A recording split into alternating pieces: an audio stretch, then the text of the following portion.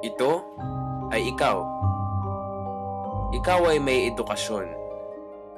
Ikaw ay may pagkain. At ikaw ay may tahanan. Maginhawa ang iyong buhay. Ito naman si Michelle, 16 na taong gulang, at siya'y naninirahan sa Payatas. Mahirap ang buhay dito. Imbis na manika ang dala, ang mga bata ay naghahakot ng basurang maibebenta. Kahit na ito'y mapanganib at marami nang natatabunan at namamatay.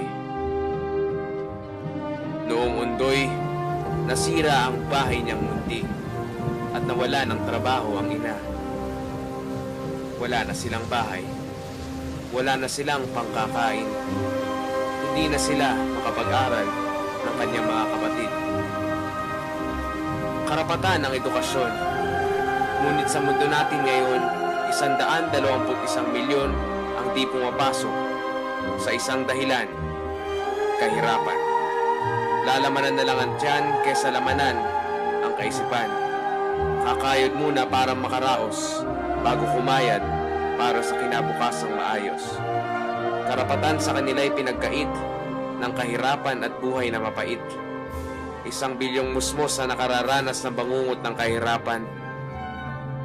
Paano na kaya ang ating kinabukasan?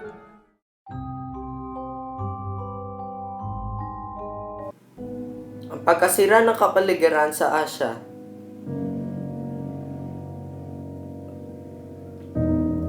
Isa sa mga dahilan kung bakit nagkakaroon ng problema ang ating paligid ay dahil sa pagtatapon ng basura kahit saan, katulad na nasa larawan. Ang baha ay epekto ng pagtatapon ng basura kahit saan. Maaari itong magdulot ng iba't ibang sakit.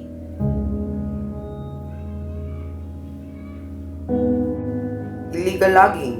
Isa din ito sa dahilan kung bakit nasisira ang ating kalikasan.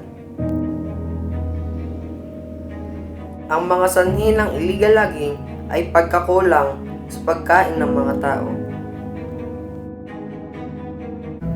Marami pang ibang dahilan kung bakit nasisira ang ating kapaligiran. Kapag ipinagpatuloy natin ang mga ito, ay maaaring hindi na natin makikita ang magandang tanawin tulad ng nasa larawan. Ano ang populasyon?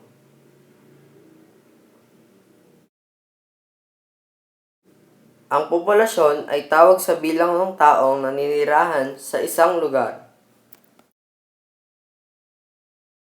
Ano-ano ang mga dahilan na mabilis na paglaki ng populasyon sa Pilipinas?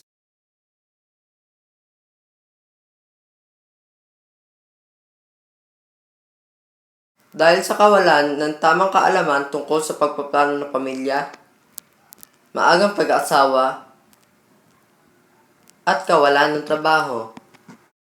Ilan lamang ang mga ito sa mga dahilan na mabilis na paglaki ng populasyon ng Pilipinas. Ano ang epekto ng mabilis na paglaki ng populasyon sa Pilipinas? Ang patuloy na pagdami ng populasyon ay maaaring maging dahilan ng paglobo ng kahirapan na maaaring magdulot ng mataas sa bilang ng krimen, malnutrisyon, maraming bilang ng hindi nakakapag-aral at marami pang iba.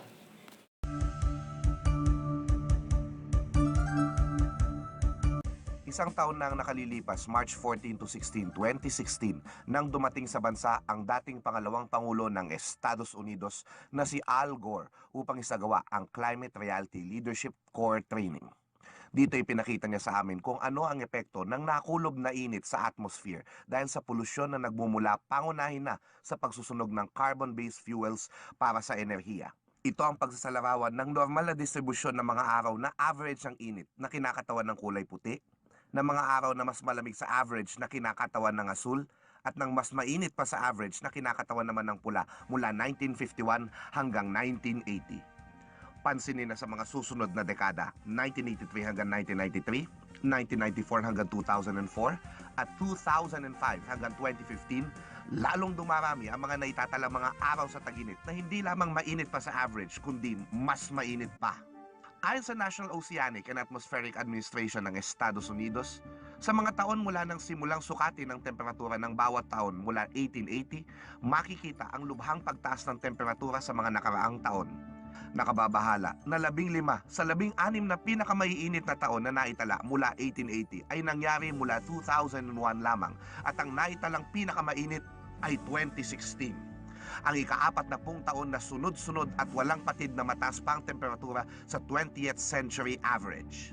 Ang heatwave sa Europa sa ilang araw lamang mula June 28 hanggang July 2, 2015 ay nagwasak ng maraming record sa init sa maraming lugar. Ang heatwave sa India sa taong ding nabanggit ay kumitil ng 2,300 na buhay ng tao at nakaapekto rin maging sa mga hayop. At noong 2016, lalo pa itong uminit. Sa Pakistan noong isang taon, umabot ito ng 51.5 degrees Celsius. Sa Iran noong 2015, 74 degrees Celsius. Ngunit ang init na ito ay may malaking epekto rin sa lubhang paglakas ng mga bagyo. Abangan. Ako po si Xiao Chua para sa PTV News. And that was Xiao Time.